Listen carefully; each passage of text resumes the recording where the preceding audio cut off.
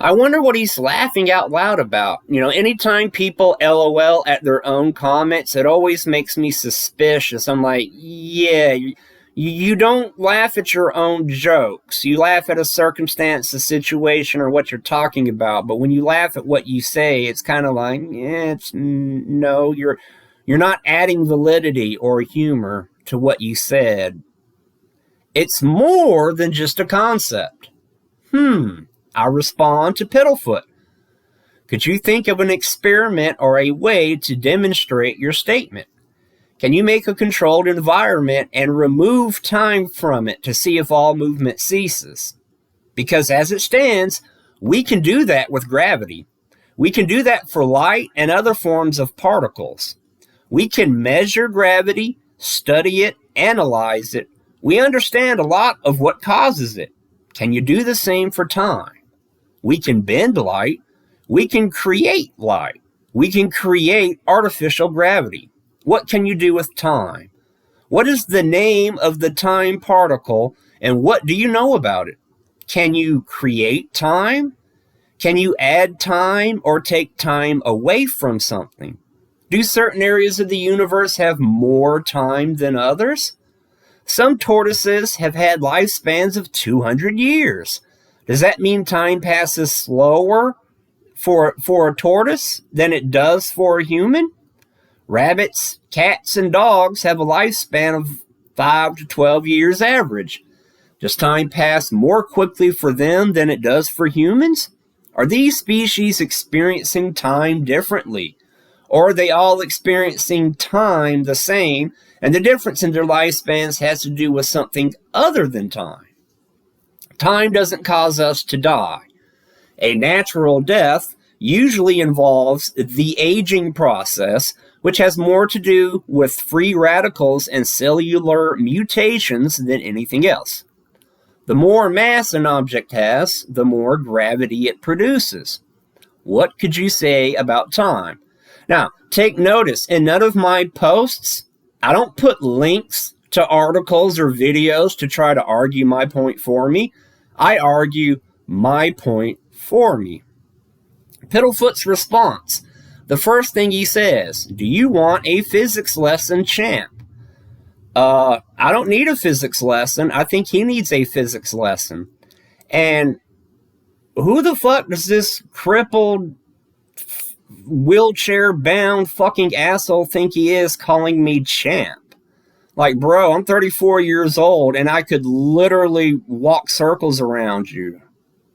That's a low blow, but I don't give a fuck. Start with Einstein, mate. Oh, see, there we go. He's appealing to authority. I mean, argue your own points. Without time, there is no movement. Okay, can you make an experiment to prove that? And his response is, well, defensive, hostile, and aggressive. Time dilation. And if you understand time, mate, that's literally all I need to say for you to grasp it. What kind of argument is that? Basically, he's saying, if you know what I'm talking about, then you know that I'm right. That's not how you debate. That's not how you argue points. But it seems to me you don't actually understand the science behind all of this. I understand the science behind all of this very clearly. I'm waiting on him to answer my questions, which he will not. If what you assume was true, time not being a real thing, which it is not true, by the way, then time dilation is not possible.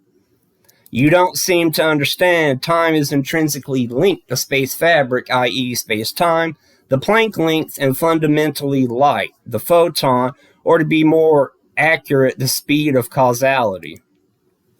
Now, he is literally, instead of figuratively, he's literally deferring to existing concepts without explaining or giving context to these concepts. And the funny thing is, everything that he's bringing up, in no way does it detract or refute any of my points. I asked him to prove his theory, and he does not. He fails to. He cannot, so he deflects. He talks about a GPS and how a GPS proves that time exists. I'm not sure how the GPS proves that time is a physical force and not a concept. Time is not just something we magically made up. It's something we discovered and then started testing. And that, okay, well, then he should be able to make an experiment where he creates a controlled environment and he removes time from that environment. If time exists, then it can be manipulated. The proof is easy to Google. I'm not Googling it. Why, if the proof is so easy to Google, then why can't he Google it for me, which he obviously has, and then put it in the post, which he's trying to, but it doesn't prove his point.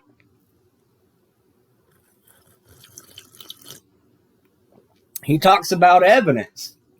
I asked him in my post above to show me this evidence, but he cannot. He's just talking out of his crippled ass. It can be checked online, blah, blah, blah, basic understanding. If it's so basic, why can't he explain it to me? Time changes depending on your point of reference. This is why the term time is relative is used. He's arguing my point for me. If time is relative and it's not empirical, then its measurements are different between those that observe it. My time in Australia relative to your time in the USA are not the same. Scientific fact that is. I don't think these words mean what he thinks they mean. The faster you travel, the slower time moves for you. The object at speed relative to me observing from afar, standing stationary to your moving object. Laugh out loud. What is he laughing about? Why is he laughing in capital letters? What's funny? I'm kind of confused because as he's explaining why time is relative, he's arguing against his own points. He's arguing my points for me, that time is different based on observation. It's not an empirical mechanic. It's different. It's a concept. It changes. It's scientific formulas, empirical fact and evidence are reproducible results. You combine, if you take a water molecule and you look at it, a water molecule will always be H2O, hydrogen and oxygen, 1 and 2. That's a fact. If you add or take away any molecules, any atoms to a water molecule, it's no longer water, it's something else. 100% of the time you produce 100% of the same exact results. That's what scientific fact is. He tells me to read about time dilation and Einstein and the speed of light to understand why time is intrinsically latent to space, blah, blah, blah. Start here and do some Googling, champ. Nah, I'm not going to Google what I already know. He's failed to answer any of my questions. My response: could you try all that again without being condescending towards me? As in answering my questions without deferring to Google or other people's statements? Answering in your own words? And could you stop seeming to assume things about me unless otherwise stated by me? Do you think you could hold a conversation with me without talking down to me and calling me champ? If your responses to my questions I posit or Google it, then I'll just assume you don't have an answer of your own to provide. Context. I'm already aware of the Google it articles you bring up, and there's no link between that information and the questions I asked you. If anything, time being relative is more evidence to it being a concept than an actual, tangible force that is empirical and can be measured. The simple fact it is different for me and than it is for you actually puts more strength on my argument, not yours. Your answers argue my points for me. They do not argue yours. Let me do a refresh to see if there is a response. And this refresh is taking a while. And there is no response. Next